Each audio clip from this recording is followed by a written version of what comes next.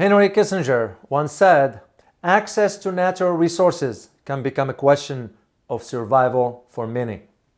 As a geopolitical analyst who is constantly assessing the global geopolitical landscape, I foresee the continued shift and evolution of power centers with countries from different corners of the globe increasingly seeking to maximize their strategic and national interests. Yet, the possibility of a conflict over access to resources is a foregone conclusion. One thing is sure, both the revolution in Niger and the Ukraine-Russia conflict have in many ways precipitated and intensified this geopolitical shift, including economic dimensions, leaving many countries asking, what's next? My name is Dr. David Oualaalou, and you are watching Geopolitics in Conflict. Many observers conclude that the unipolar system is showing major cracks and fissures in its structure, suggesting its inevitable demise. As the new multipolar order emerges, new power centers rise, economic opportunities develop, and competition over access to resources becomes fierce. At the time of this recording, the European Union is planning a mission to West Africa. The purpose is to ensure access to resources in the region. What is evident is that the ongoing revolution in Niger and current takeover of the military in Gabon are apparently shifting the geopolitical trajectory faster than anyone anticipated. Mali, Russia, Burkina Faso, Algeria, and Guinea, all declaring their military support for Niger if France or ECOWAS intervene militarily. Yet, what is at the heart of it all is competition over access to natural resources. So the geopolitical chessboard, with an emphasis on economic resources, just got a lot complicated. And with Burkina Faso, for example, forging armament ties with North Korea, the West is left scrambling. This move, in my opinion, signals a new era with unexpected alliances that have caught the West off guard. Speaking of economic resources, I find it very interesting that back in 2011, Burkina Faso Geological and Mining Research Bureau and the Mining and Geology Office carried out a regional geochemical study of sediment in the southwest part of the country, as well as in the southern fringe of what they called les hauts bassins, or hot basins, which is one of Burkina Faso's 13th administrative region.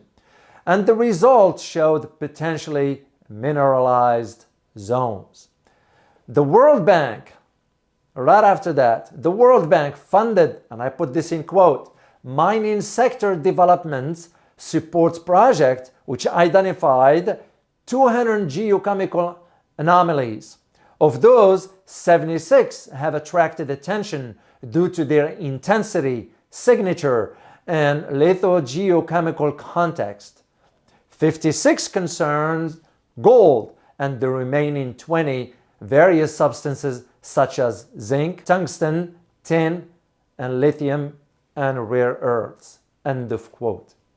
Of interest in this conversation or discussion is lithium, which is classified as a high-tech metal. While it has long been used in a variety of fields, from health to ceramic industries, lithium is by far better known for its presence in rechargeable batteries. And if you know anything about electric vehicles or EVs, is that there is a massive competition over access to lithium, because without it, there will be no EVs. For the past decade or so, lithium has kept smartphones, computers, and electric cars running efficiently. As a result, putting major producers of the metal at the forefront.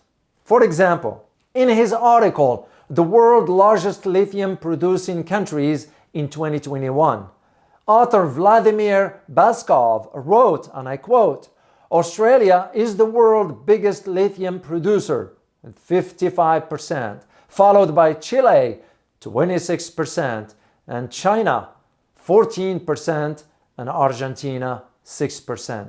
End of quote. And by the way, I put the link for you in the description if you would like to read the article. In Africa, Zimbabwe, the Democratic Republic of Congo, known as DRC, Ghana, Namibia, and Mali, which a British Geological Survey reports classifies as, and I put this in quotes, major countries in Africa's lithium supply chains, end of quote, have a combined of 4.38 million tons in lithium resources. And this is according to US Geological Survey data. Now you see why the West, mainly France and the US, were surprised by the turn of events in Niger. The bottom line is access to natural resources, including lithium. The politics of lithium mining in Africa is very complex and often controversial. There is also a geopolitical dimension to the issue, as China, for example, seeks to secure access to critical resources and expand its influence in Africa. According to Investing News Network, as of 2022, Australia took the top spot, and it was followed by Chile and China. By the way, China is considered the largest consumer of lithium, while Africa is home to significant lithium reserves. The increasing demand for EVs and other lithium-powered devices has led to a growing interest in the extraction of lithium from Africa by Chinese companies. According to data from the US Geological Survey, China produced about 80,000 metric tons of lithium in 2020, representing about 62% of global production. China also accounted for approximately 80% of global lithium chemical production capacity as of 2020. In terms of lithium consumption, China accounted for about 64% of global demand in 2020, with most of this demand being driven by the EVs industry, according to China's Association of Automobile Manufacturers. So, Chinese EV sales have reached 3.9 million units in 2020, up from 1.2 million units in 2018. So the question we need to ask is, where all the lithium is going to come from? Lithium is a critical mineral to produce EVs and multiple other applications that are driving the global energy transition. There is currently, and I put this in quote, disconnect between the immense increase in battery metal demands and the supply that is going to be required over the next few years in order to meet that demand.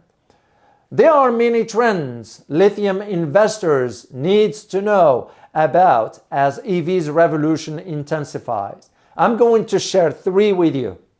One, the Biden administration, through the EPA, has proposed aggressive new tailpipe emission standard that, if enforced, will leave car makers with no other choice than to produce EVs almost exclusively by 2032.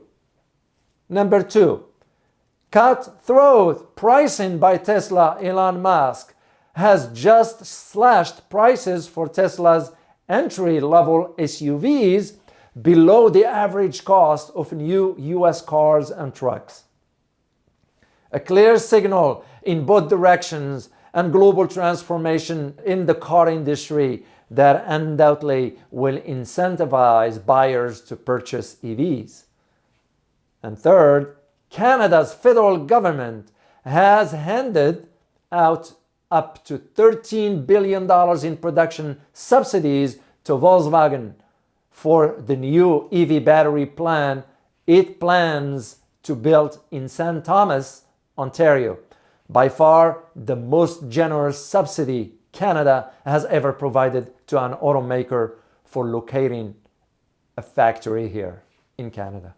This leads me to talk about today's sponsor of this video, FE Battery Metals.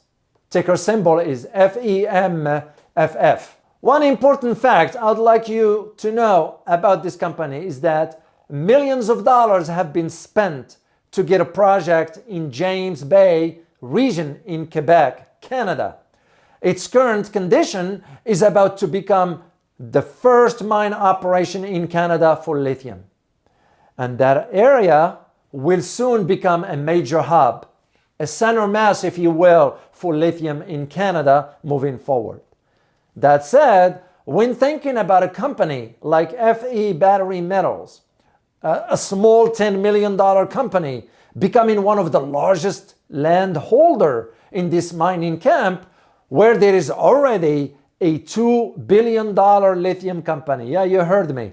There is already a $2 billion lithium company there that is getting closer to begin production through processing plant after spending millions of dollars to get it to where it is today.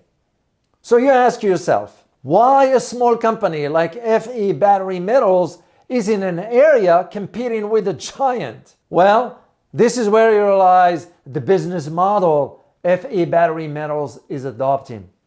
Let me explain. What FE Battery Metals has done is that its promising early stages project is so close to the location of this giant company, being in the area mining for lithium for decades to come. So when the mines of this giant company are depleted, it will be forced to consolidate and acquire any promising projects close by. So what FE Battery Metals is doing basically is buying a lot of land and conducting drilling to explore for lithium. If they can find high-grade promising lithium, this Australian, and it is an Australian giant company there, will take an interest in either taking stake in FE Battery Metals or buying them out. And this is exactly the business model for FE Battery Metals. So the idea is to catch it when it's flying under the radar before it announces any major drill results, with the speculation and the assumption that it will find major economic quantities of high-grade lithium. And by the way, behind FE Battery Metals is a geologist who won the 2020 Yukon Award, which is an award for a prospector of the year. He serves as a project manager for another company where he discovered and defined a huge gold discovery in this area. And that gold discovery was sold in 2010 for about $139 million. The bottom line is this: FE Battery Metals has a geologist who has done this: explored, discovered, and sold the company. He was also the VP of another company that made high-grade discovery. So the bottom line is this: what we have here is the right combination, the right geologist, the right location, the small market cap, and all the catalysts ahead for potential upside appreciation. It's really an ideal setup for a venture investments in an early stage exploration company. So what are you waiting for? You can either invest in FE Battery Metals, ticker symbol is FEMFF today, or just let this opportunity slip away, as demand for lithium is only going to grow moving forward. Once again, the company is FE Battery Metals, ticker symbol FEMFF.